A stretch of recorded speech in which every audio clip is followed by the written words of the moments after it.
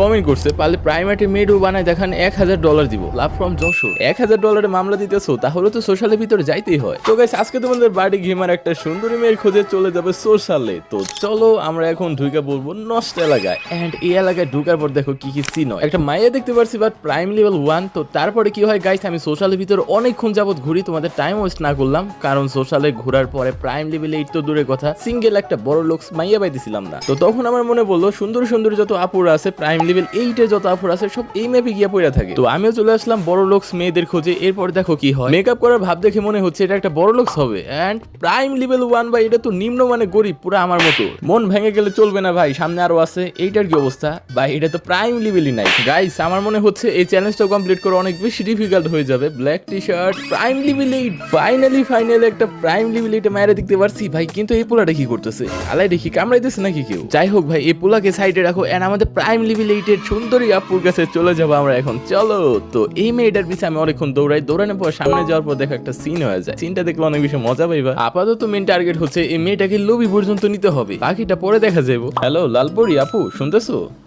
তোমার লালপরি বলে তো তুমি কি আপু রাগ করলা? অবশ্য তুমি তো কাইল্লা পরি হইবা, কালো ড্রেস আপ পরে রইছো। আপু তুমি কি একটা জিনিস দেখছো, আমার আর তোমার কিন্তু সেই মানাইছে, মানে দুইজনে কিন্তু কালো কালো একটা ভাইব আছে বুঝছো, করা লাগতেছে। দেখো আপু তুমিও কালো আমিও কালো, বিয়ে করলে সংসারটা হবে সেই ভালো। রাগ করলা?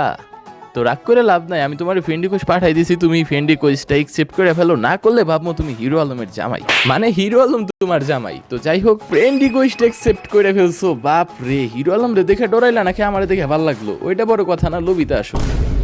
হ্যালো সেনোরিটা, আমার তো দেখে মনে হচ্ছে তুমি একটা ছেলে বুঝছো, বিলিভ হইতেছে না যে তুমি একটা মেয়ে। একটু প্রমাণ করতে পারবা?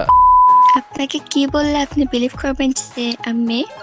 আগে বিলিভ করতাম না কি করতাম না ওইটা বাদ দিলাম, বাট এখন তো আমি মোটেও বিশ্বাস করতেছি না যে তুমি একটা মেয়ে। কেন আমার ভয়েস কি এতই খারাপ ছেলেদের মতো? ভয়েস শুনেও শিওর হন না? আসলে কোনো অ্যাঙ্গেল থেকে মেয়ে লাগতেছে না, কারণ হইতেছে ভয় শুনে মনে হইতেছে একটা চাঁদে কথা বলতেছে, একটা পরিতে কথা বলতেছে বুঝছো। তো চাঁদের দেশে পড়ি, তোমার বাসা কোথায়? আমার বাসা সিলেটে। আমি এতকাল শুধু শুনছি সিলেটে নাকি সবাই পরির মতো, আজকে ওইটা প্রমাণ পেলাম বুঝছো। হ্যাঁ। আচ্ছা তুমি পড়ো কোন ক্লাসে? ইন্টার ফার্স্ট ইয়ারে। আচ্ছা সেনোরিটা, তুমি পড়তেছো কোন গ্রুপ নিয়ে? সায়েন্সে। আচ্ছা যেহেতু তুমি সায়েন্স নিয়ে পড়তেছো তাহলে তুমি একটা জিনিস সলিউশন করতে পারবা, তো এই জিনিসটা একটু সলিউশন করে দাও তো। ট্রাই করবো, কারণ আমি পড়ি পরে ভুলে যাই, পড়িরা পরীক্ষা শেষে ভুলে যাই। তো এখন একটা কেমিস্ট্রি সলিউশন করতে হবে। সলিউশনটা হচ্ছে, কথা বলতেছেন আপনি কিন্তু হার্টবিট আমার কেন বাড়তেছে? জানি না কেন। জানেন না, কারণ হচ্ছে আপনি এখনো পড়েন নাই বুঝছেন। কি পড়ি নাই? আরে আপনিও তো এখন আমার মনই পড়েন নাই, মন পড়লে এটার সলিউশন আপনি করতে পারতেন। দেখো আমি কিন্তু চাইলে তোমার মন পড়তে পারবো, দেখবা? ওকে। আচ্ছা আপনি কি মুসলিম? হ্যাঁ। আচ্ছা তাহলে আমার সাথে বলো সুবহানাল্লাহ। সুবহানাল্লাহ। এরপর বলো আলহামদুলিল্লাহ। আলহামদুলিল্লাহ। এখন আমি তোমার সম্পর্কে যা বলবো সত্য হলে সত্য বলবা, মিথ্যার আশ্রয় নিবা না, ঠিক আছে বৎস? হ্যাঁ হ্যাঁ। আমার কথাগুলো শুনে কি তুমি রাগ করলা? না না, কেন রাগ করবো? আচ্ছা তো কথা হইতেছে তুমি এমন একটা মেয়ে যে আয়নার সামনে যাওয়ার পর আজ পর্যন্ত তোমার চেহারা দেখতে পারো নাই, কারণ যখন আয়নার সামনে যাও তখন একটা চাঁদরে দেখতে পাও। কথা কি ঠিক না মিথ্যা? হইতে পারে, জানি না। আচ্ছা বৎস তুমি কি রাগ করলা? না না।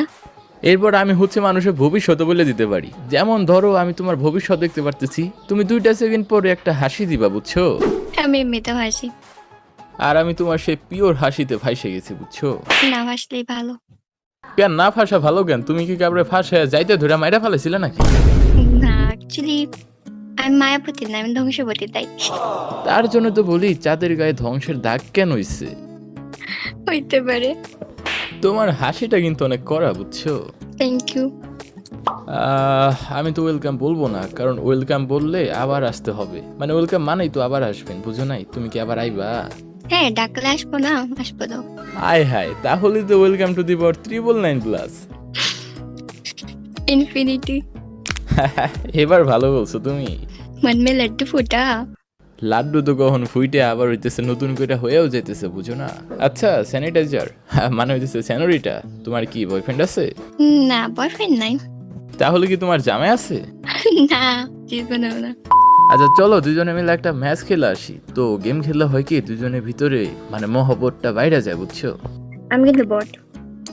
আরে স্যানিটাইজার, তুমি তো প্রাইমেটের বট, কোনো ব্যাপার না। সবগুলা বটের কপালে একটা করে প্রো বয়ফ্রেন্ড থাকে, বুঝছো? আচ্ছা মিস স্যানিটাইজার, তোমার কি ছোটবেলায় তোমার আম্মু একটু মধু বেশি খাই ফেলছিল? ভয়েসে তো কিউট কেন তোমার? মনে তো হয় না, আম্মু গ্যাস করা লাগবে।